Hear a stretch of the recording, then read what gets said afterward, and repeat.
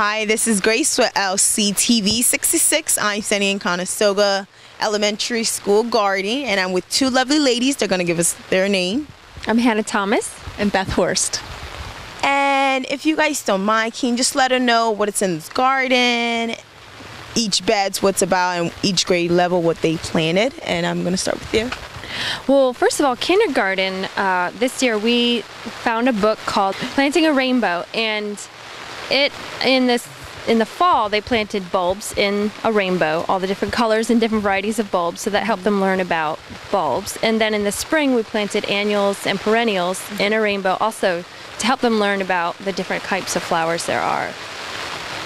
Nice. And so we'll just move along with the grades. In first grade, they had a really neat concept of something called grow it, don't throw it. So the kids brought in scraps from home that had seeds attached, like the heads of a pepper or the bottoms of the lettuce, corn, and they simply put them in the soil, and we've grown a bed full of vegetables that way, tomatoes as well.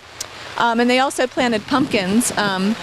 Yeah, and there's a great bed of pumpkins over there. And then as second graders, they'll harvest those pumpkins and use them for different math activities, and just to understand how a pumpkin grew from seed to finish.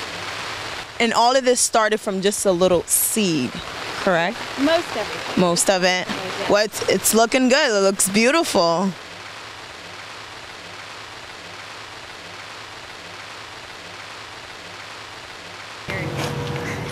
Little Sal's mother backed away slowly. She was old enough to be shy of bears, even small bears like Little Bear. Then she turned and walked away quickly to look for Little Sal. She hadn't gone very far before she heard a kaplink, kaplank, kaplunk. She knew just what made that kind of noise. Little Bear's mother had not hunted very long before she heard a hustling sound and stopped now and then to munch and swallow. She knew just what made that kind of noise. The idea of the garden started when we were in a PTO meeting one day, and we knew that there was this space back here that was not being utilized right next to the school. It had a small play area in it, but it wasn't used because they built a new playground. So Hannah said, why don't we put a school garden in? And so we both thought that was a perfect idea, and that was the inspiration for the idea, and then it grew from there.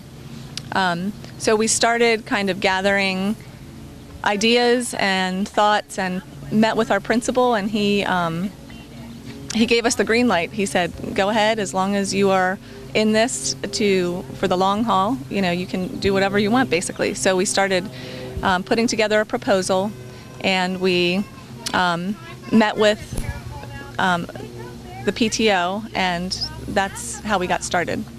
The PTO really jumped on board right away, and we had teachers that jumped in that actually had said they wanted this for years but hadn't been able to start it. So we had teacher support, we had principal support, we had parents that jumped on board, we even had neighbors that were next to the school that said we want to help start this. So we got our plan together.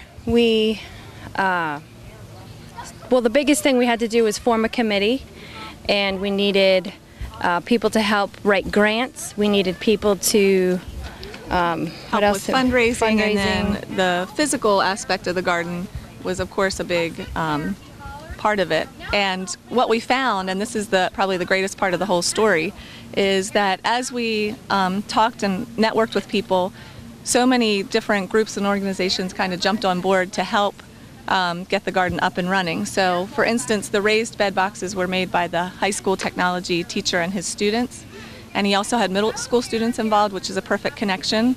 The Millersville. Just getting the playset out. We announced to the parents we need the playset out. A group of dads came, cut it out of it was cemented in, so they just cut it right out. They got rid of that.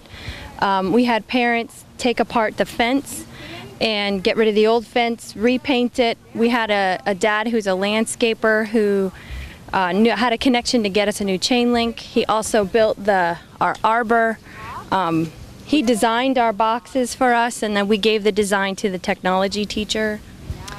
The Millersville University technology teacher also used some of his students to assemble our shed. It was a kit, and they came one night and put that together for us. various members of the community on our work day came with equipment, and really it was a joint effort. Tudbink's greenhouses, farm and greenhouses, they donated their recycled potting soil, which we were able to use. So we had a lot of donations. They also gave us their irrigation system person who was really knowledgeable in that. What was his name? Ken. Ken, Yeah. yes, Ken. And he came and helped with our husbands, and we put an irrigation system in, and so that was very valuable for us. And it just kind of has grown from there. Of course, the teachers are involved and are working to really integrate the lessons into the curriculum, and we're trying to really help them do that, to provide resources and time for them.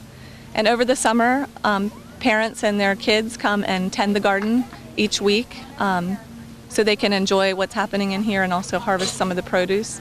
And who knows what will happen with that part in the future. We might try to, maybe eventually have a little farmer's market or something. Yeah, it's growing as we go. We're learning as we go. It changes each year a little bit, but each class is pretty much on board. We have almost every class in the garden doing, every bed is a different topic for a different classroom. So yeah, we have a lot of teacher support now. Right.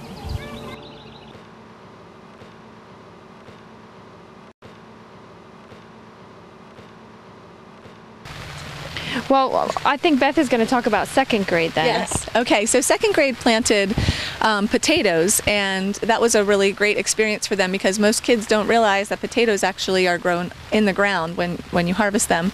And then as third graders, they will harvest the potatoes, and Mrs. Altdorfer, their teacher, does some great activities with them, and they actually prepare the potatoes and eat them 3 different ways. So they love that, because they love to eat, and that's part of the whole idea, that they're also understanding where their food comes from, and that they can actually grow their own food and enjoy it. And they also do some recycling and composting in their units in second grade. So we have 3 compost bins that they use, and we did a school-wide composting where the kids would throw their scraps in at lunchtime, and the second graders would bring it out to the compost bins, and they would turn the compost and check on it. And they also did worm composting in the classroom, which was really fun for them. It's called vermicomposting. And it's kind of a hot new trend with even larger schools using worms to recycle the food scraps that they have and eliminate their trash and reduce their trash. So the second graders were really involved with that as well.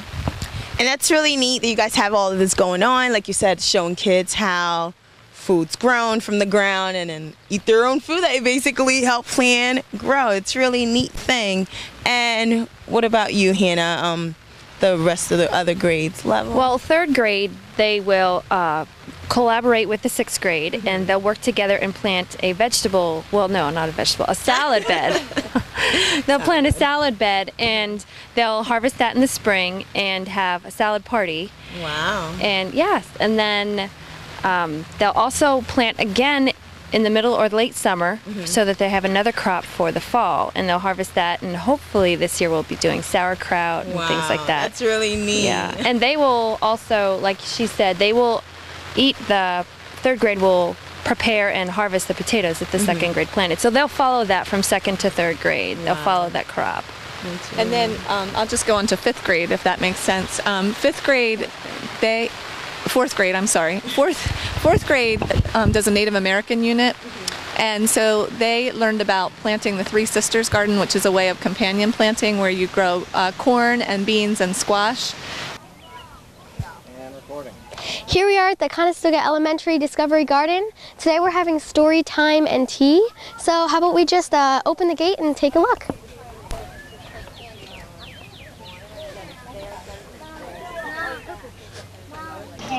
Okay, we have a rake. Does anybody know what that little shovel's called? Special a trowel. Okay. This is the soil that made up the garden that Jack planted. And I think somebody found. Derek, did you find one of these? No, I found one. You found one? Look at that, and it's in Jack's garden too. Yep, Earthworm, slug, a fly pupa, a beetle larva, slug egg. I'm with, can I just have your name and what grade are you in? I'm Luke Horst. I'm in 4th grade and I'm 10 years old. Okay. I'm Hailey Fafel. I just completed 6th and I'm 11. Wow. And can you just let me know what part did you take in the garden planting this, and what was the most memorable thing about it? Well, when we were in 3rd grade, we all got to come out here and plant stuff, pull weeds, and do a whole lot of things like that.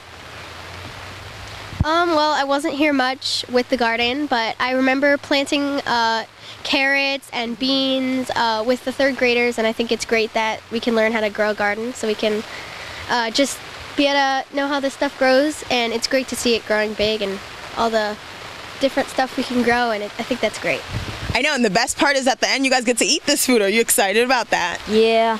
Well, yeah. Yeah, I guess so. Kind of the pizza garden. The pizza garden. Yeah, that's delicious. Pizza's my favorite food. Well, I remember trying cilantro, and that was not good, but it was, we also got to try some of the salad that we planted with the lettuce and spinach, so that was pretty good. That's really good. And what was some responsibility that you guys learned and had to intake? And I learned that you have to tend for your plant each day. You don't just let them sit there and get weeds grow all over them. Because we were doing this activity in 4th grade. We had these plants we would measure, and we would record the weather and stuff like that, and the height of the plant. And my plant, it was about like that tall. Yeah, so right now it's like that tall, so I know it's looking good. I'm looking at it, I'm like, wow. Yeah. I would say he pretty much covered it. Just remember to water it and get it in the sunlight or shade it needs, and just make sure it's healthy, and yeah, weed it out and just care for it. That's good. And are you proud of yourself to see all this beautiful work done about you guys helping out? Yeah, I guess so. It feels like a feeling of achievement that we got to plant so many plants and just have a fun time. That's good. Yeah, it feels good to learn how to be able to plant these, so maybe when you grow up you can have a successful garden of your own. Just be able to teach your kids, I guess. That's really good, and hopefully this garden can inspire other schools to start a garden of their own. And I just want to tell you guys thank you. All right, lady, we have a new addition to our bench. I'm with Carly, and she's going to tell us about their leadership role and what role they took in taking part in the garden. Okay, I'm Carly, and I just finished 6th grade at Conestoga, and we had some 6th graders drill signs to display the garden beds, and there was a group of people from each grade, and they would come and paint the signs, and then the 6th graders drilled them, and then me and a couple of my other friends, we hung the 6th grade artwork that we made, flowers in art class, and we hung them to display our artistic skill for the garden and stuff. So that's really good. I think it was great to have a leadership role, such as we experienced when we were helping the 3rd graders plant and just harvest the stuff we got to plant.